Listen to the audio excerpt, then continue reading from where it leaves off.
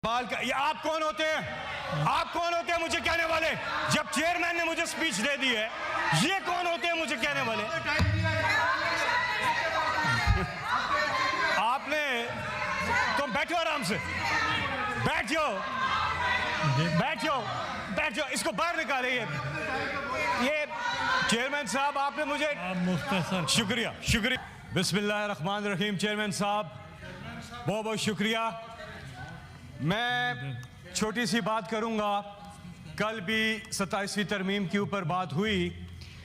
यहाँ जब कोई तरमीम लाएगा आप तुमको फॉर्म 47 याद आएगा।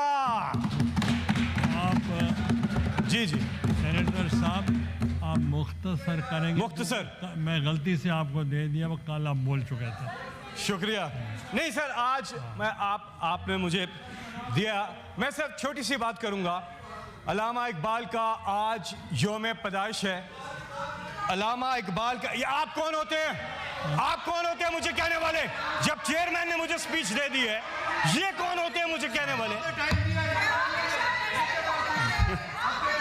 आपने तुम बैठो आराम से, बैठ जाओ, बैठ जाओ, बैठ जाओ, इसको बाहर निकाले। ये चेयरमैन साहब आपने मुझे आप मुख्तसर शुक्रिया शुक्रिया। मैं गलती कर बैठा। आज अल्लामा इकबाल का यौम मुझे अभी मिली। ये आज के नहीं 7 साल हो गए हैं। आप जब भी आप पढ़ लें। मैं आप आगे चलें। मैं मुख्तसर ये जल्दी आए ताकि स्पीच आपकी है। बिस्मिल्लाहिर्रहमानिर्रहीम। बिस्मिल्लाहिर्रहमानिर्रहीम। मैं देता हूँ। इय्याका नअबुदु व इय्याका नस्तईन।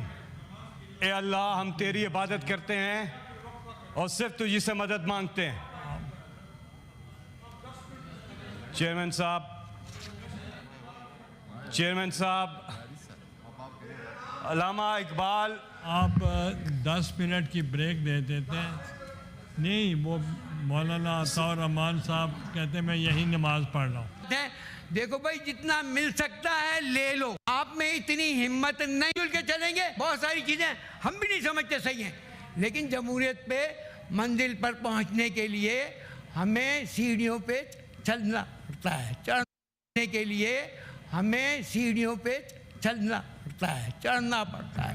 अगर ज़िया-उल-हक ने अपनी तरामीम की थी तो वज़ीर आज़म साहब थे, मिस्टर चेयरमैन उस वक्त आपने वो हुक्म दिया और 18वीं तरमीम भी आ गई, पूरा दस्तूर बहाल हो गया। भैया तो जो गलतियां हम कर रहे हैं, ये पार्लियामेंट में बैठे हुए हैं, आप उसकी इस्लाह कर लीजिएगा अपना वक्त आए तो। लेकिन जब आपका वक्त आएगा तो आप नहीं करें। मुझे गुस्सा नहीं दिलाएं।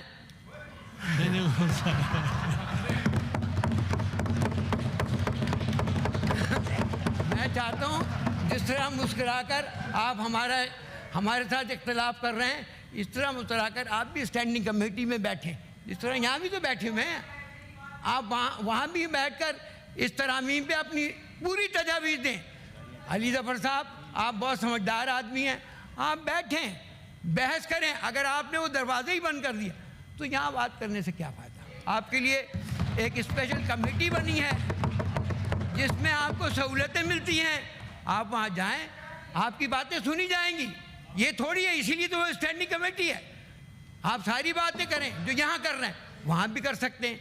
तो मेरी गुजारिश ये है कि अफ़ाम और तफ़हीम के दरवाज़े अगर आपने बंद किए तो आप में से किसी की इतनी हिम्मत नहीं है कि आप बाद में मुकाबला करेंगे।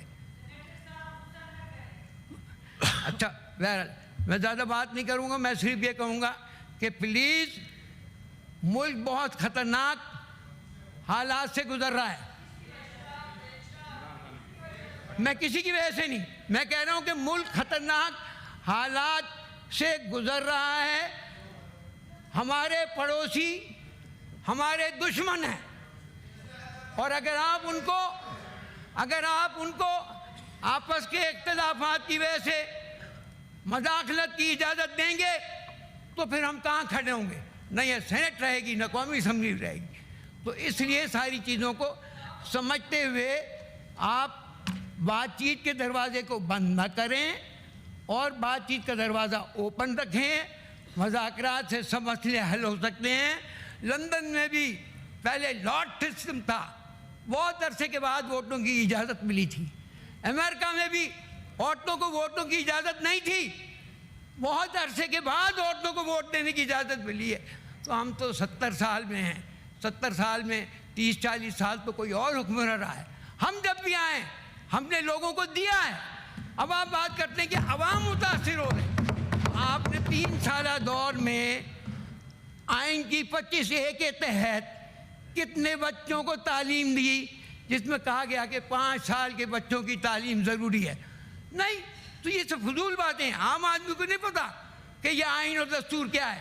ये तो हम आप बात कर रहे हैं। हकीकत ये है, हम बुनियादी फंडामेंटल राइट्स की बात तो करते हैं, मगर हम फंडामेंटल राइट्स देने के लिए तैयार नहीं हैं। तो ऐसे हालात पैदा करें जिसमें आपके पास सब कुछ आए और लोगों को आप दे सकें। शुक्रिया। सेनेटर मोहसिन अजीज साहब, सेनेटर मोहसिन अजीज साहब, बहुत सेनेटर मोहसिन अजीज साहब, बहुत शुक्रिया चेयरमैन साहब। मैं सिर्फ एक बात करना चाह रहा हूँ, बड़ी आराम से दोनों तरफ से आराम से सुने। आपकी बारी है तो जवाब दे दें। आपको गुस्सा दिलवाते हैं, आप ना गुस्से ना में। गुस्सा होगा करना, ना गुस्सा नहीं, चले खैर है, बस गुस्सा ना कर। मसरूर साहब गुस्सा ना करे, सेहत के लिए अच्छा नहीं है। मसरूर साहब सेहत के लिए अच्छा नहीं है। मसरूर साहब बैठ जाए आप, और मैं जिस एज में हूँ आप गुस्सा अच्छी बात नहीं है। आराम करें, दिल पे तकलीफ आ जाएगी। अस्सलाम वालेकुम जी। अच्छा सर, बहुत बहुत शुक्रिया, बड़ी मेहरबानी सर। सर ये बात यह है कि हम आज जो 27वीं अमेंडमेंट पे यहाँ गुफ्तगू के लिए बैठे हैं, सबसे पहले तो मैं ऐसा कहता हूँ कि इसकी सीरियसनेस का आप अहवाल लीजिए कि किस बात की जल्दी है, क्यों जल्दी है, क्यों कर जल्दी है कि प्राइम मिनिस्टर साहब बाकू में अगर उनका जाना ज़रूरी था तो वहाँ से बैठ के जूम पे ये बात करते हैं। आया इसकी डिस्कशन ज़रूरी यहाँ नहीं है? आया इस पे बहस ज़रूरी नहीं है? राइट और रॉन्ग बात ये जी कि देखिए, हम तो बड़ी मुद्दत से ये टीवी पे मनाज़र जो सुन रहे हैं, जो लोग रिसोर्सफुल हैं, जो लोग जिनका सोर्सफुल हैं और जो लोग वेल नॉलेज रखते हैं, उन्होंने तो पहले से बता दिया था ये आनी है, किस तरीके से आनी है, और डेट भी दी जा चुकी है।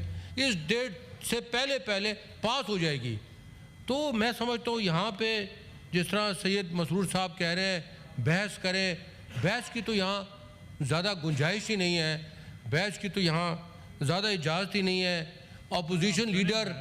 अपोजिशन लीडर हमारे जो है यहाँ उसकी चेयर खाली पड़ी है। ऐसे मौके पे अपोजिशन लीडर का ना होना किस जमहूरियत की निशानदेही करता है? मुझे ये सोच आती है और मुझे कहने पे मजबूर होता हूँ कि देखिए, अगर जायज़ा लिया जाए तो 52 सालों में, यानी 73 के जो आइन है, 52 सालों में सिर्फ 25 अमेंडमेंट्स उसमें आई हैं। और 25 अमेंडमेंट्स में जो आप समझ लें बिनाइन हैं या बहुत माइनर हैं या जिनको एकेडमिक आप कह सकते हैं, वो जिस तरह के उसमें फर्स्ट अमेंडमेंट आई थी, थर्ड अमेंडमेंट आई थी, सिक्स्थ अमेंडमेंट आई थी, 10th अमेंडमेंट आई थी, 12th अमेंडमेंट आई, ये तमाम उस तरह की अमेंडमेंट्स थी जो कि एकेडमिक उसकी थी, या ईस्ट पाकिस्तान का अगर कहीं रेफरेंस है उसको हटाया गया है। अगर कहीं नेशनल असम्बली का सेशन के इंटरवल जो है कितने होने चाहिए उसको डिस्कस किया गया है। सुप्रीम कोर्ट की एज की रिटायरमेंट वगैरह वगैरह को डिस्कस किया गया। उसके बाद वो अमेंडमेंट्स आई हैं जो कि मेजर थी, जिससे कि जमहूरियत को अलबत्ता ज़रूर जो है तक़वियत मिली है। 18वीं अमेंडमेंट की अगर आप बात करें, 13वीं अमेंडमेंट की बात करें, 25वीं की बात करें, जहाँ पे प्रेसिडेंशियल फॉर्म जो है उसको हटा के फिर पार्लियामेंट्री फॉर्म की तरफ लाया गया है कि जहाँ पे एक वक्त में प्रेसिडेंशियल फॉर्म को ज़्यादा तक़वियत दी गई है, पार्लियामेंट से उनकी ताकतें ली गई हैं, उनको वापस रिस्टोर किया गया। अब बात यह है कि अगर हम देखें तो ये एक साल में 2 अमेंडमेंट्स की ज़रूरत क्यों पे आ गई, क्यों कर 26वें के